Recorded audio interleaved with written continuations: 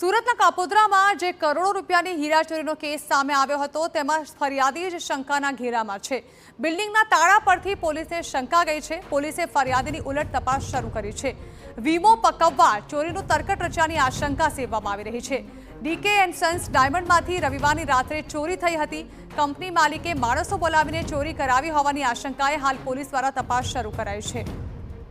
આ અંગે વધુ માહિતી સંવાદદાતા બળદેવ સુથાર આપી રહ્યા છે।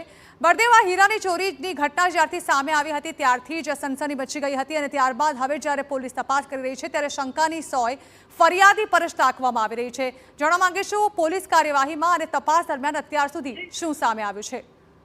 જે રીતે સુરતના કાપોદ્રા વિસ્તારની અંદર કરોડો રૂપિયાના જે હીરાની જે ચોરીની ઘટના બની હતી ત્યારબાદ પોલીસ અને ખાસ કરીને જે ક્રાઇમ બ્રાન્ચ દ્વારા જે તપાસ કરવામાં આવી હતી ત્યારે આખરે તપાસની અંદર એક ક્યુ મળ્યો હતો કે જે બિલ્ડિંગના નીચેનું જે તાળું હતું તે તૂટેલી હાલતમાં નહોતું, તેને ખોલવામાં કી વડે જે ખોલ્યું છે તે રીતની જે માહિતી મળી હતી અને જે ચાવી હતી તે ચાવી ઘણા સમયથી મળી નથી રહી, કારણ કે આ ચાવી જે છે તે સેટ ફાયર રહેતી હોવાનું જે માહિતી મળી હતી।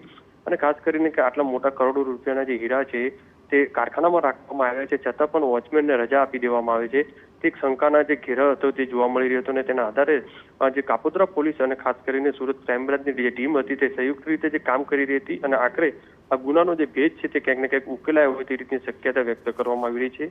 જે આરોપ જે મુખ્ય જે કહી શકાય છે ક્યાંક ને ક્યાંક અંદરનો વ્યક્તિ અને જે ફરિયાદી તરફનો કોઈ વ્યક્તિ છે તે સંકળાયેલો છે અને તે બીજો વિષય એ પણ સામે આવી રહ્યો છે કે જે કરોડોના હીરા છે તે કટર વડે જે તિજોરીમાંથી કાપી અને લઈ જવામાં આવ્યા છે, એટલે તે પણ હીરા અંદર હતા કે નહીં પણ તે પણ એક શંકા ઊભી થઈ રહી છે।